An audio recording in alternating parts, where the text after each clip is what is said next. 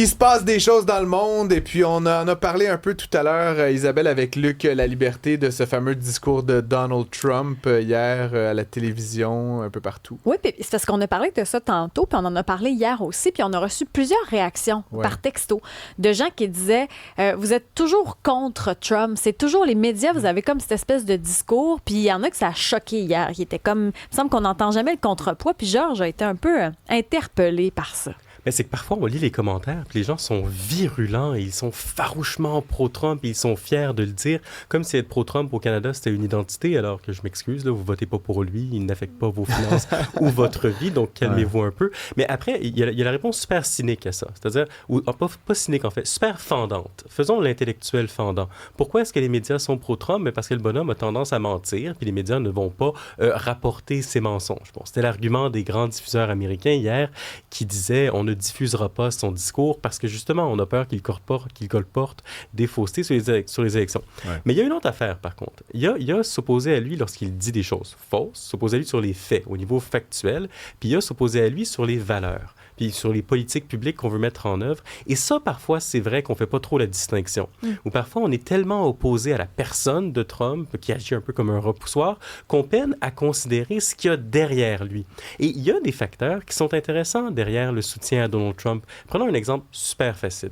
La désindustrialisation des États-Unis, qui a mené à des pertes d'emplois, qui, oui, a décimé de petites et moyennes villes où les gens ont perdu leur job, ont perdu ce qui donnait un sens à leur vie, d'une certaine manière. Et lorsque Trump arrive et il dit « je vais mettre en place des droits de douane », bon, derrière l'idée des droits de douane, il y a quand même l'ambition, que ça fonctionne ou non, c'est une autre question, mais il y a l'ambition de réindustrialiser l'Amérique, donc de répondre à un vrai malaise, à un vrai problème aux États-Unis. Et ça, il faut qu'on soit capable de l'entendre. Autre exemple, on parle beaucoup de malversation potentielle au niveau électoral. Okay. Il y a des États démocrates qui ont fait le pari politique de maximiser le vote, donc de permettre au plus de gens possible de voter. C'est passé par des politiques qui sont moins restrictives que dans des États républicains. Dans ce contexte-là, est-ce qu'il peut y avoir éventuellement des irrégularités? Peut-être. Ça, on doit être capable de le dire. Ouais. Donc, je pense que ce dont il faut se méfier, c'est l'opposition en bloc, l'opposition épidermique, essentiellement, à Donald Trump, puis c'est la capacité de réfléchir. Parce que s'il y a une chose qui est certaine, être con, c'est être absolument quelque chose. Donc, si vous êtes absolument contre Trump ou absolument pro-Trump, vous êtes un con. Bon, on peut essayer de réfléchir quand même. On va laisser ça à chacun de décider s'il est con ou non. Non, mais c'est une bonne définition du con, je trouve. Mais en même temps, ça apporte une petite nuance, une façon de voir autrement. Ça me donne des petits souvenirs de commentaires YouTube. Les Houthis, donc, qui sont un peuple qui habite le Yémen, notamment dans le sud de la péninsule, qui donne sur un détroit. Donc, là, les amis, il y a quelques mois, nous, tout le monde a commencé à vous dire Hormuz, là, puis c'est comme, qu'est-ce que c'est ça, Hormuz? Là, maintenant, tout le monde connaît ça, Hormuz.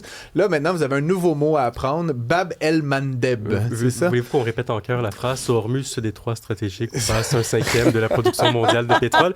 Eh bien, le détroit de Bab el-Mandeb, ce sera ce détroit stratégique où passe entre 20 et 25% du trafic de conteneurs de la planète et environ 8% de l'énergie. Et donc, le détroit de Bab el-Mandeb, c'est de l'autre côté, dans le fond, des pays du Golfe, et ça donne accès à la mer Rouge, là, qui est une voie très, très stratégique. La mer Rouge qui débouche sur le canal de Suez, qui va dans la Méditerranée. Essentiellement, c'est le détroit qui permet aux marchandises qui partent de l'Asie pour aller vers l'Europe ou de l'Europe vers l'Asie de transiger. Donc, au lieu de faire le tour de l'Afrique, ce qui prend en moyenne 7 à 10 jours de plus. Donc, on paye les employés plus longtemps, les coûts de carburant sont plus élevés. Cher, c'est beaucoup plus cher. Okay. Et les Houthis, bon, qui sont-ils? C'est une milice armée, c'est une des factions dans la guerre civile qui divise le Yémen. C'est un groupe de militants islamistes fondamentalistes, c'est pas des gens très, très sympathiques. Et ils ont un grand allié qui s'appelle l'Iran. Bon. Donc là, il y a une tentation pour l'Iran de demander aux Houthis d'interrompre la navigation dans le détroit de Bab el-Mandeb si jamais leur pression à Hormuz ne fonctionne pas.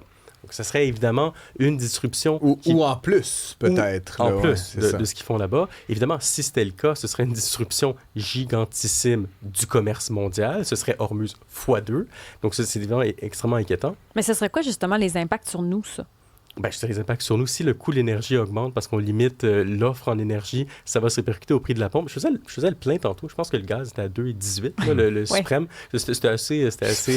bon, d'accord. OK, mais qu'est-ce que tu veux? J'ai pas regardé... Est-ce que tu mets un peu de poudre de perlimpinpin sur ton essence? Écoutez, j'ai pas regardé le prix de l'ordinaire. La poudre de perlimpinpin est gratuite, tu sauras. Bon, essentiellement, Moi, dans ma trottinette, en tout cas, ça n'a pas coûté cher faire le plein tout à l'heure, les amis. Mais tu nous coûtes cher en électricité, là. Et oublie pas qu'on demande de limiter notre consommation d'électricité. J'ai calculé 10 cents faire le plein de ma trottinette, ouais, effectivement. Mais il faut la confiance d'être en trottinette aussi. Ah ben oui. Tu l'as essayé d'ailleurs, ma trottinette, ce matin? Ah, j'étais flabbergasté. Je pense que je t'ai convaincu. Je suis proche de l'acheter. OK, mais combien de voitures t'as? Je ne répondrai qu'en présence de mes avocats. D'ailleurs, rappelons que le détroit de Bab el-Mandeb, qui donne accès à la mer Rouge, qui donne accès au canal de Suez, qui donne accès à la Méditerranée, c'est là où il y avait un navire, le Ever Given, qui était un navire chinois de mémoire, qui s'était pris de travers là, dans le détroit, le canal de Suez il y a quelques années. Ouais. Mais juste dans ce strip-là, je pourrais dire, de la Méditerranée au détroit, et ça avait créé des perturbations massives à l'échelle mondiale parce que suffit que tu interrompes pendant 3-4 jours le trafic sur cette navigation-là. Puis là, il y a des conteneurs qui se rendent pas, qui doivent se rendre à une autre place, il y a de l'énergie qui ne circule pas. Ça peut, en une semaine ou deux, avoir des conséquences majeures sur l'ensemble de la planète. Là, donc, on y pense moins ces temps-ci parce qu'on parle de cloud, d'intelligence artificielle, de logiciels, de choses dématérialisées. Mais notre monde, notre mode de vie, là, il dépend du monde physique. Et on est cruellement dépendant de ces choke points-là, donc de ces détroits stratégiques-là. Juste un point en 2023, pour répliquer à l'offensive d'Israël contre le Hamas à Gaza, les Houthis avaient tenté de s'attaquer au trafic des navires israéliens, surtout dans la mer Rouge, ce qui avait mené à une diminution drastique du trafic et à une augmentation des coûts. Mais ce qui est rassurant, à ce niveau-là, c'est qu'en 2023, les États-Unis avaient piloté une coalition d'une vingtaine de pays dans une opération qui s'appelait Prosperity Guardian, qui avait réussi à rétablir le trafic et à tempérer les ardeurs des Houthis. Mais quand on n'est pas là-dedans, puis qu'on ne suit pas ça tant que ça, tu sais, qu'on est quelqu'un qui s'intéresse un peu, mais on écoute à gauche, à droite, ça devient hyper mêlant à suivre, je trouve. C'est super mêlant, surtout si on n'a pas une carte. Je pense qu'on est rendu au point du conflit où il faut vraiment être capable de visualiser. Moi, je recommande aux gens de se mettre une petite carte dans leur poche, poche pour pouvoir se repérer dans le monde. Le détroit d'Ormuz, le Bab el-Mandeb. C'est vrai que c'est compliqué, mais ce qu'il faut comprendre, c'est qu'en Iran, vous avez une puissance qui veut réécrire les règles de comment ça fonctionne, les relations entre les États et l'Iran. Bon, le régime iranien s'est donné le droit, la licence d'aller financer des milices dans différents pays, en Irak, au Liban, en Syrie un peu moins maintenant, et surtout au Yémen. Et elle active ces milices-là pour être une force de nuisance. Et le but dans tout ça, c'est juste de mettre de la pression sur les Américains, parce que le pari des Iraniens depuis le départ est très simple. C'est, écoutez, nous sommes un régime autoritaire, assez farouchement autoritaire. Nous n'avons pas eu peur de massacrer plusieurs milliers des membres de notre population. Nous pouvons tolérer une douleur économique beaucoup plus importante que ce que peuvent tolérer les Américains. Oh non, le gaz est 2 piastres. C'est exactement que ça, c'est genre la fin du monde, alors que là-bas, il y a des gens qui crèvent qui meurent, dans des bâtiments qui s'effondrent. Mais tu dis ça, Francis, mais en an, le gaz est 2 piastres, c'est probablement le plus grand problème pour la géopolitique du président américain. Si les Américains étaient prêts à payer plus cher, là, ça ferait longtemps qu'on aurait fait autre chose en Iran, mais il est contraint, des élections s'en viennent, il y a des gens qui dépendent de leur poste, donc le pouvoir des États-Unis est contraint par la capacité de payer des Américains. Il me reste comme 1 minute et demie à peu près, parce qu'en Ukraine, il y a un remaniement ministériel, ça suscite beaucoup de réactions.